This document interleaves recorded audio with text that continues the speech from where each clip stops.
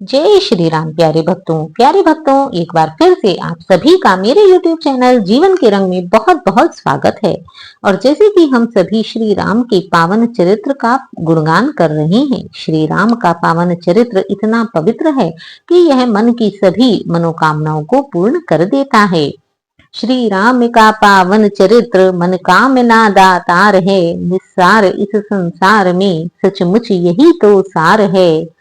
भौतिक सुखों के कांक्षियों को सिद्धियों का द्वार है, निष्काम संतों के लिए सद्ज्ञान का भंडार है। श्री राम का पावन चरित्र मन कामना दातार है।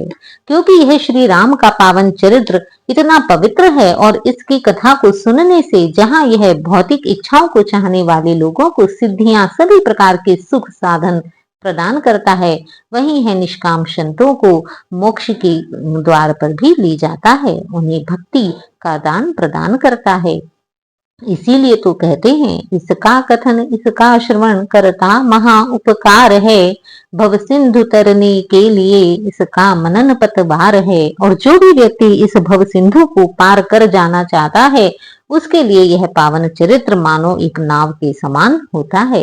तो चलिए ऐसे ही भगवान श्री राम के पावन चरित्र को पढ़ने से पहले मना लेते हैं अपने गणपति गणेश को।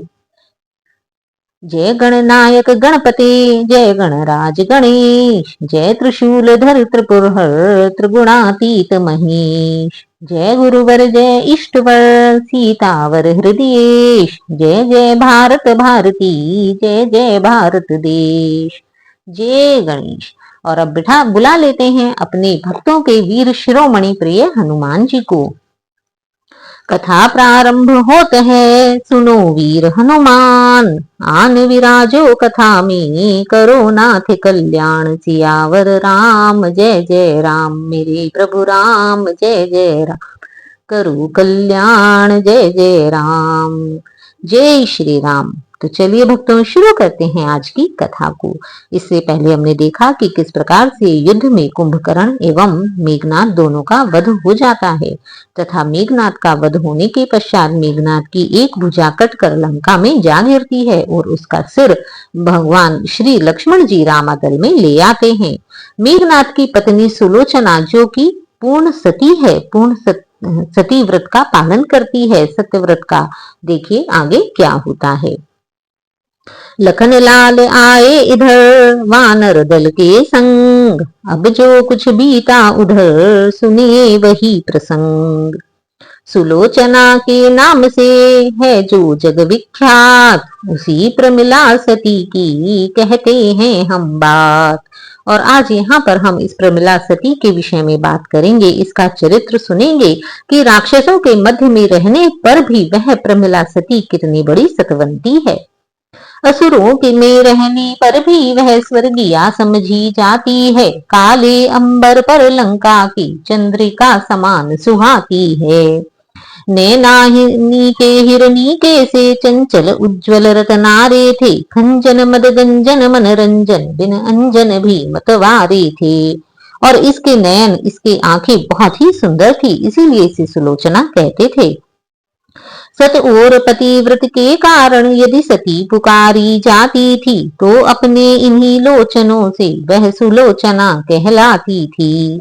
आज सवेरे वह सती कर रानी उद्यान विहार, पति सेवा को गूथने बैठी सुंदर हार। हाथों से हो रहा था फूलों का सम्मान, अधरों से छर रहा था पति के नित्य यह गान। इतने में ही वायु का झोंका आया एक, उधर उधर को उड़ चले थे जो फूल अनेक। और जब आज वह सुबह उद्यान में अपने पति के लिए फूलों की माला बना रही थी, तभी उद्यान में एक फूलों का झोंका आता है और वह उसकी माला को मानो बिखेर सा देता है।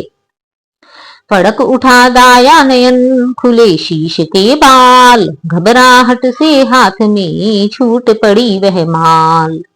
साड़ी ने मांग बिगाड़ी जब माथे की बेंदी जभी गिरी, शर प्रेरित वस्त्र समान भुजा आकाश मार्ग से तभी गिरी। अर्थात तभी वहां पर मेघनाथ की कटी हुई भुजा आकर गिर पड़ती है। मुक्का सा छाती पर बैठा, आंखें पथरा उठी दोनों, उस एक भुजा से मिलने को पत्नी की भुजा उठी दोनों। और जैसे ही वह मेघनाथ की उस भुजा को देखती है तो मानो उसे एक अजीब सा मुक्का सा लगता है और वह तुरंत अपने पति की भुजा को उठाने के लिए बढ़ पड़ती है। बोली है यह क्या हुआ, अरे नाथ के हाथ, शर का साथी क्यों बना तजदासी का साथ। जिन हाथों ने रक्षा के हित तुमको सर्वस्व बनाया था, बदले में भारी से भारी सेवा का भार उठाया था। जो तुझे छोड़कर बढ़े नहीं जग या जगदीश्वर के आगे, चूड़ियां पहनने तक भी जो गए नहीं नर के आगे। हे पति के हाथ बता इतना उन हाथों को क्यों छोड़ा है, पंचों में जिनको पकड़ा था उनसे क्यों नाता तोड़ा है। तू छोड़ रहा इन हाथों को, यह हाथ न तुझको छोड़ेंगे, संबंध जन्म जन्मांतर का तोड़ा है और न तोड़ेंगे। इस दिव्य जगत में नारी की शोभा सारी पति ही से है, यह दुनिया भी पति ही से है, वह दुनिया भी पति ही से है। यह कहकर उस भुजा तक पहुंचाए निज हाथ, चाहा उसको पास में लूं आदर के साथ। पर कुछ ठिठकी उस क्षण सोची ऐसी बात, माया का तो है नहीं इसमें कुछ उत्पात। और जैसे ही वह अपने पति के हाथ को उठाने जाती है वैसे ही सोचती है कि कहीं यह कोई नकली हाथ तो नहीं है जो मेरे पतिव्रत धर्म को नष्ट करने आया हो। संभव है नारी परीक्षा को पति ने यह खेल रचाया हो, या बनकर पति का हाथ कहीं किसी और का हाथ न आया हो। इसलिए शीघ्रता करने पर सतपन पर बट्टा आएगा, तप जाएगा यश जाएगा, प्रिय पतिव्रत धर्म भी जाएगा। हृदय सिंधु में जब उठी यह गंभीर हिलोर, पति के कर से उसी क्षण बोली वह कर जोर। यदि तू पति का हाथ है नहीं किसी की चाल, तो तुझको मेरी शपथ लिख दे सच्चा हाल। और इस प्रकार वह अपने पति के उस कटे हुए भुजा को कसम देकर कहती है कि यदि तू सचमुच मेरे ही पति का हाथ है तो तू मुझे सच सच सारी बातें बता दे। इन शब्दों से सती के डोल उठा भूगोल, आत्मा उस घननाद की पड़ी भुजा में बोल। खड़िया से पृथ्वी के ऊपर अविनाशी शक्ति बढ़ी लिखने, उस पतिव्रता के प्रश्नों का उत्तर वह भुजा लगी लिखने। शंका की जगह नहीं है यह साध्वी के सत की लीला है, यह सूक्ष्म शक्ति की बातें हैं, यह गुप्त जगत की लीला है। और इसी से यह सिद्ध हो जाता है कि उस सतीव्रता स्त्री में कितना अधिक सतबल है। लिखा हाथ ने प्रियतमे परवश छूटा साथ, हाथ न है यह और का है मेरा ही हाथ। शेषावतार हैं लखन लाल उनके द्वारा संहार हुआ, इस बैर भक्ति से मुक्ति हुई, इस रण कारण उद्धार हुआ। धड़ तो लंका के द्वारे है, सिर रक्षित है रामादल में, आत्मा अविनाशी विचर रही सुख के अनंत के अंचल में। पति पत्नी का संबंध सदा आत्मिक संबंध कहाता है, शारीरिक नाता नश्वर है, अश्विनी अविनाशी यह तो नाता है। इस नाते से कहता हूँ यदि तुमने यह तत्व पा लिया है तो निश्चय समझो सुलोचने पत्नी का स्वत्व पा लिया है। और इस प्रकार वह बताता है कि पति पत्नी का नाता केवल शारीरिक ही नहीं होता अपितु यह आत्मिक आत्मा का संबंध होता है, जिसमें दो आत्माओं का मिलन होता है और यह इस संसार का सर्वोपरि नाता है। सतवंती उसी स्वत्व की तुम लंका में ज्योति जगा देना, कहते हैं किसको पतिव्रता यह दुनिया को दिखला देना। आत्मा पहुंची सूक्ष्म में लिख कर इतनी बात, सुलोचना के शीश पर हुआ वज्र सा पात।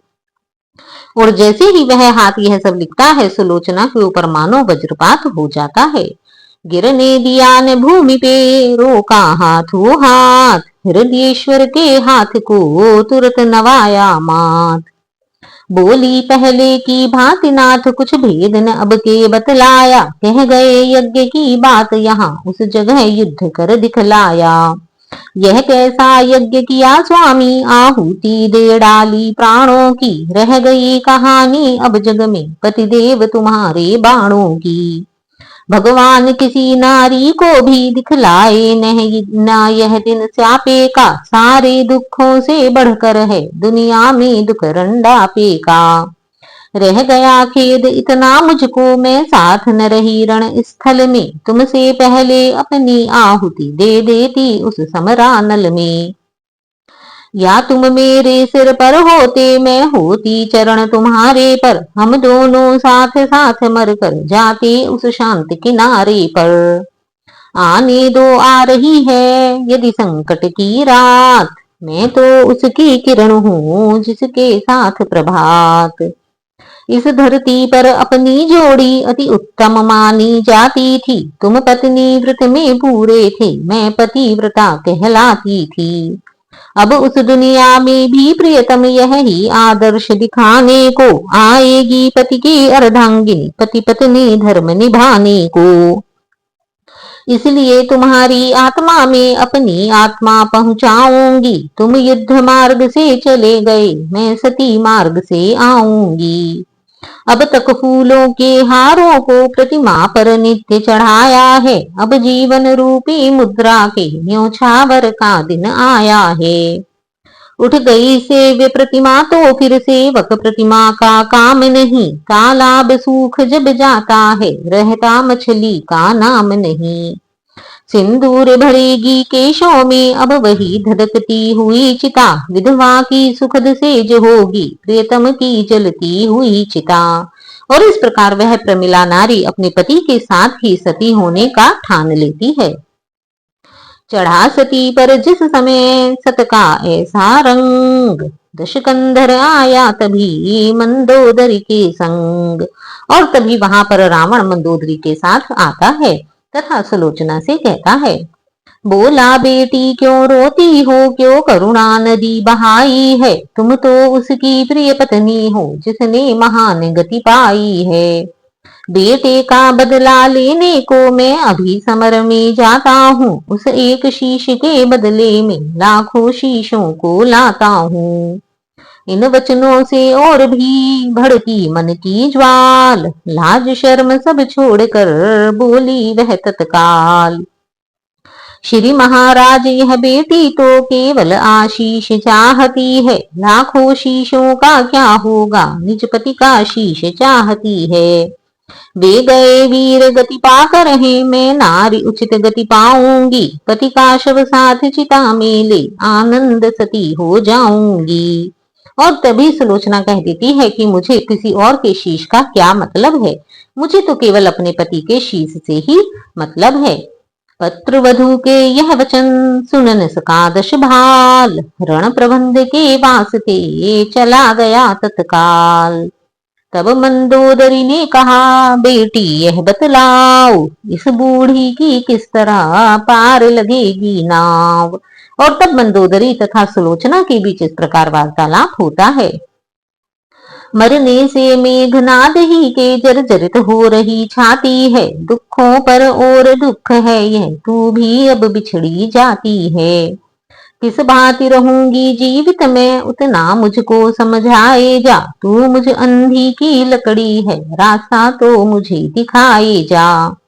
मंदोदरी के हृदय पर कष्ट अथाह विलोक, वधू प्रमिला ने कहा माता करो न शोक। ईश्वर आदेश जाति के हित रण में जो प्राण गवाता है, वह ही तो जग में जन्मा है उसकी माता ही माता है। इसलिए मात रोना छोड़ो, यह अवसर रोने योग्य नहीं, जग से इतना ही नाता था और यहाँ कुछ भोग्य नहीं। तुमसी भी संसार में नारी न होगी अन्य, देख तुम्हारे चरित को कहना पड़ता धन्य। और इसके आगे सुलोचना अपनी माता मंदोदरी से कहती है, मन के विरुद्ध पति पाकर भी ईश्वर समान अपनाती हो, उसके दुख में दुख पाती हो, उसके सुख में सुख पाती हो। सीमा है यह पतिव्रता की, जितना आदर्श तुम्हारा है, सचमुच तुम जिस पथ पर हो माँ, वह पथ खांडे की धारा है। तिस पर यह एक स्वर्ण पन्ना, ग्रंथों में रखा लंका के, श्री इंद्रजीत से बलशाली, संयमी पुत्र को उपजा की। फिर मेरा जीवन भी पावन तुमने ही मात बनाया है, पितु के घर में जो सुख न मिला, वह सुख इस घर में पाया है। मैं बतलाऊं क्या तुम्हें, तुम मुझको बतलाओ, विधवाओं के विषय में माता कुछ समझाओ। और इस प्रकार तब सुलोचना स्वयं मंदोदरी से विधवाओं के विषय में पूछ बैठती है कि विधवाओं का क्या कर्तव्य है, और तब मंदोदरी सुलोचना को समझाती है। बैठ गई मंदोदरी यह सुनकर उस ठोर, बोली तुझसी भी बहू नहीं मिलेगी और। जग में जो धर्म बहू का है, वह तूने पूरा जाना है, भूले भी सास नहीं समझा, माता ही मुझको माना है। इसीलिए वैधव्य में तुझको आज निहार, विधवाओं के भेद में कहती हूँ दो चार। सच तो यह है उत्तम विधवा वे ही जग में कहलाती हैं, जो पति के साथ सती होकर पतिपुर को सीधी जाती हैं। वे भी हैं उत्तम के समान, जो रहती हैं तपस्विन बनकर, जगपति की पूजा करती हैं, पति की बनती रहती विरहीन बनकर। दूसरी निज बहनों का सुधार रखती हैं, नित अपने चित में सच्ची सन्यासिनी बन बन कर लगती हैं देश जाति हित में। वे मध्यम हैं जिनका जग में भोगों से चित्त न भरता है, घर में मन मारे रहती हैं, पर मन न किसी क्षण मरता है। सतसंगति जिनके साथ नहीं, मन में जिनके संतोष नहीं, ऐसी विधवाओं का विवाह फिर हो जाए तो दोष नहीं। चौथी विधवाएं नहीं दुनिया को दरकार, उनका रहना भूमि पर है अति भारी कार। वे विधवाएं हैं कभी नहीं ऊंचे कुल की कुलटाएं हैं, वैश्याओं से भी गिरी हुई पर्दे वाली वेश्याएं हैं। सुलोचना चरणों गिरी सुनकर यह उपदेश, इस विधवा के हेतु मां क्या है अब आदेश। और इस प्रकार सुलोचना अपनी ही सास से पूछ बैठती है कि हे माता, अब अपने पति के जाने के बाद मुझे क्या करना चाहिए। उत्तम वैधव्य यही है जब निज पति के साथ सती होना, तो कह दो वधू प्रमिला तू वैसी ही सुगतिवती होना। संकोच छोड़ दो मोह तजो, जो बोलो जो बात धर्म की है, दुनिया में सबसे बड़ी साख सदव्रत की है, स्वधर्म की है। और इस प्रकार जैसे वहां पर अयोध्या में सीता जी ने कौशल्या जी से वन जाने की आज्ञा ली थी, वैसे ही यहाँ पर सुलोचना अपनी मां सास मंदोदरी से सती होने की आज्ञा लेती हैं। आंसू बरसाने लगे मंदोदरी के नैन, मानो आज्ञा दे उठे वे लोचन बेचैन। आंखों आंखों में हुई अर्जी जब मंजूर, तभी आंख से हो गई सुलोचना भी दूर। पति चरणों का ध्यान धर मंगा कर सुखपाल, रामादर की तरफ चली वह रानी तत्काल। वहां सिंधु तट पड़ा है एक श्वेत पाषाण, राज रहे हैं उसी पर वे भक्तों के प्राण। और वहां पर जाकर सुलोचना देखती है, कोमल तन धूल धूसरित है, जूड़ा है शीश जटाओं का, अपने सिर भार उठाए हैं मानो जग की सेवाओं का। मखमल रेशम का नाम नहीं, वलकल का वस्त्र देह पर है, वह वस्त्र बताता है जग को त्यागी राजा से बढ़कर है। अद्भुत है शांति मुस्काहट उस श्याम सलोने आनन पर, गंभीर ओज होता जैसे पानी से भरे हुए घन पर। पृथ्वी पर रखी है कमान जग उद्धारक जगवंदन की, त्रिभुवन मंडल है लोटपोट उस छवि पर कौशल नंदन की। गुप्तचरों ने उसी क्षण दिया यह समाचार, एक पाल की इधर को आती है महाराज। और जब श्री राम वहां पर बैठे हुए थे तभी वहां पर सुलोचना पहुंच जाती है और तभी गुप्त जन वहां पर श्री राम को उसके आने की खबर देते हैं। किलकारी भर कर तभी बोल उठे कुछ कीश, अब तो यह प्रत्यक्ष है हार गया दश शीश। इस सुघर पालकी में उसने सीता माँ को भिजवाया है यह ही सच्चा संधि पत्र जो इस अवसर पर आया है। मर गया दशानन जीते जी घननाद पुत्र के मरने से, शरणागत होने वाला है घबराया है रण करने से। शरणागत की बात से बिहसे पवन कुमार, बोल उठे तब आएगी सचमुच बड़ी बहार। और तभी पवन कुमार हनुमान जी कहते हैं, फिर कहने लगे विभीषण से अब क्या होगा बतलाओ तो, सांकल की एक प्रधान कड़ी उलझी है वह सुलझाओ तो। कह दूं बतला दूं क्या है वह जो सम्मुख आई कठिनाई, रावण भी शरण हो गया तो लंकेश कौन होगा भाई। इतने में श्री राम ने बात किया समाप्त, विभीषण से पहले प्रभु बोले वहां इस बात। बोले हम भारतवासी हैं शरणागत को न भुलाएंगे, इनको लंकेश बनाया है उसको अवधेश बनाएंगे।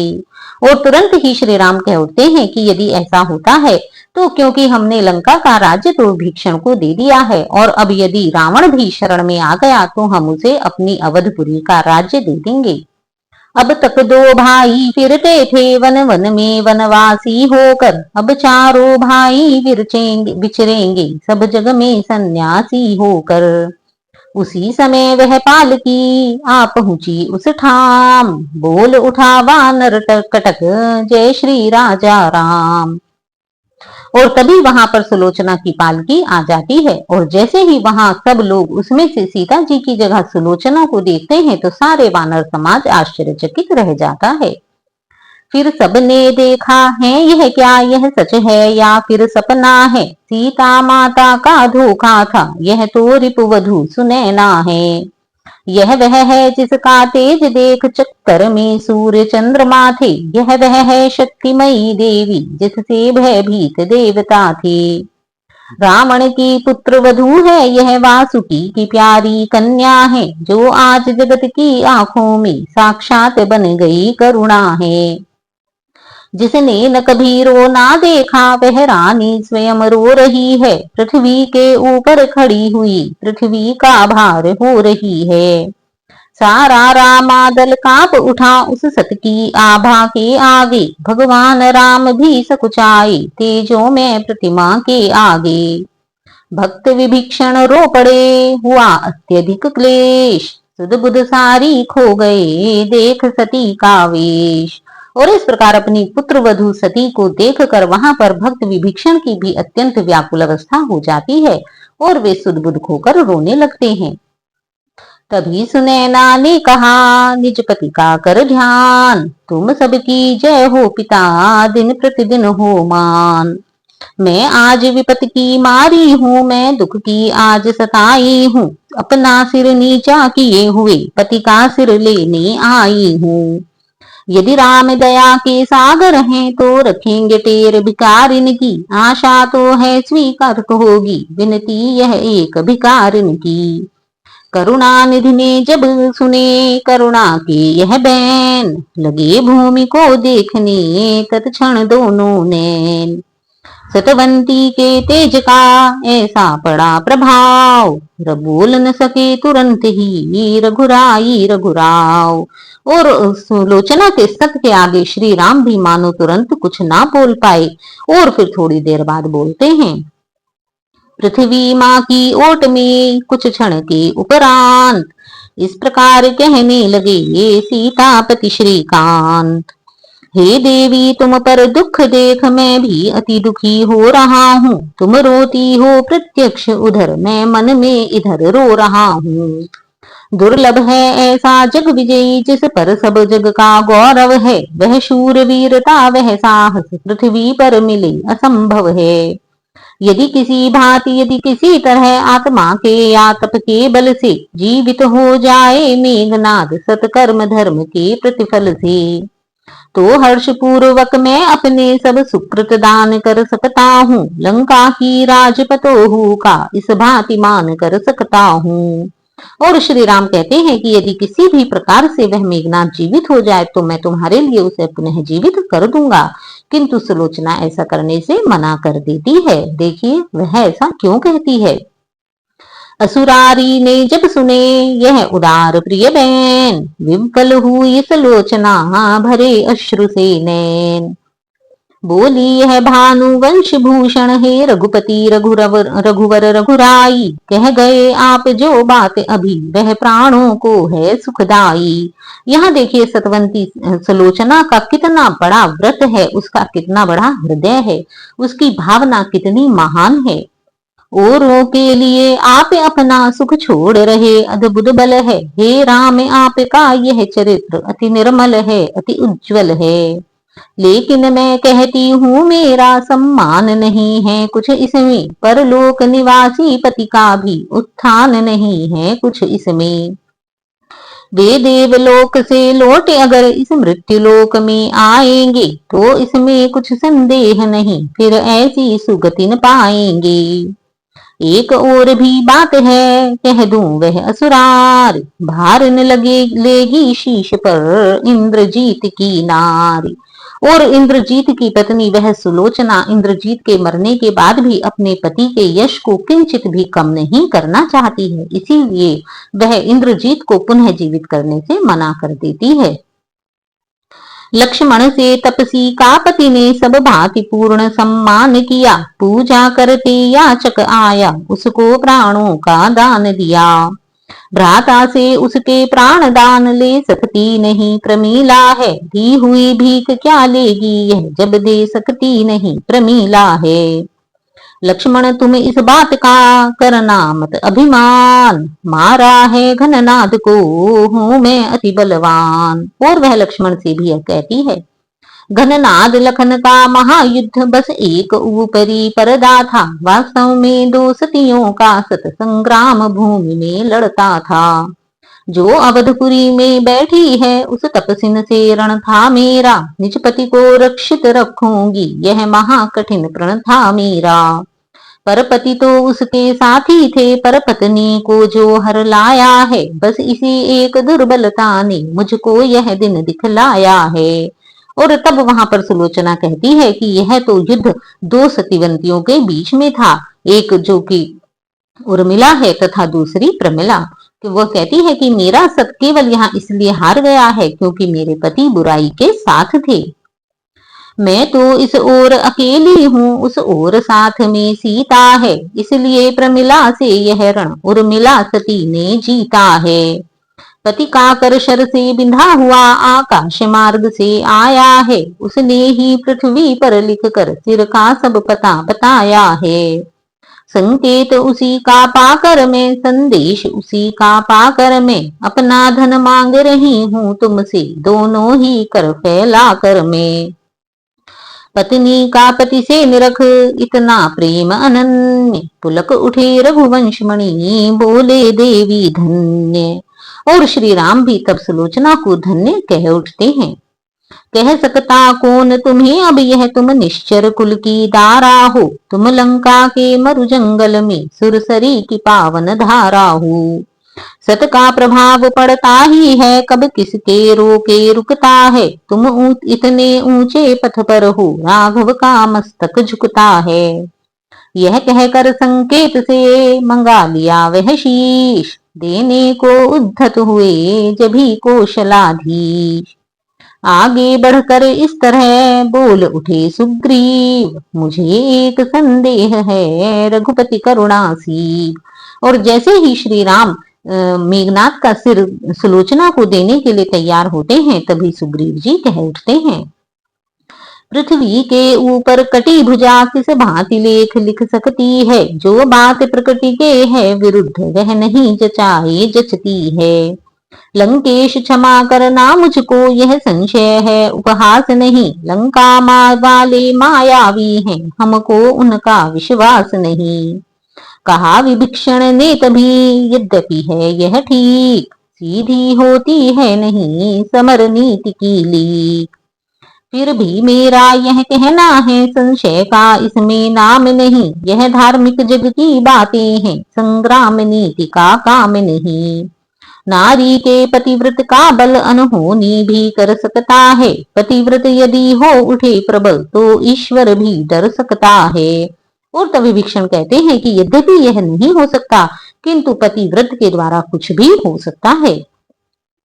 उत्तर में सुग्रीव तब बोले हे रघुराय, यह है तो इसका हमें परिचय भी मिल जाए। इस समर स्थल पर खड़े हुए बस रास्ता एक जानते हैं, विश्वास ने गुप्त जगत पर है प्रत्यक्ष प्रमाण मानते हैं।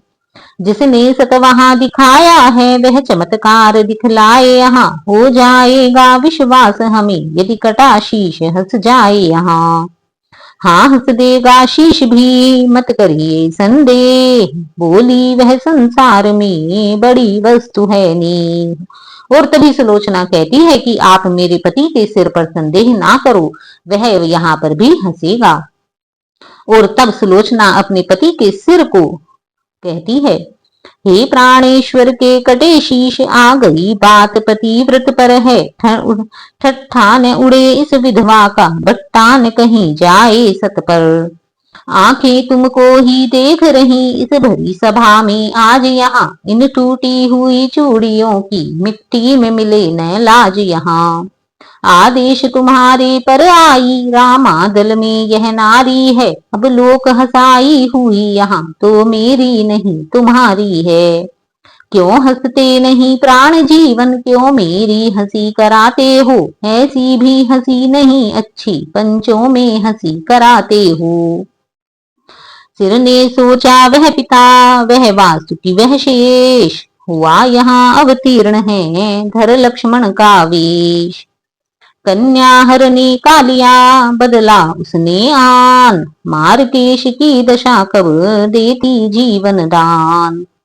और जैसे ही सुलोचना की बातें सुनता है तभी वहां पर मेघनाथ का वह सिर हंसने लगता है।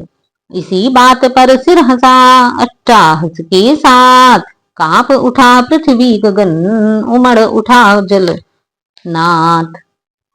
कुछ क्षण का वह दृश्य था मुस्काई जगदीश, झुका शीश सुग्रीव का हंसा असुर का शीश।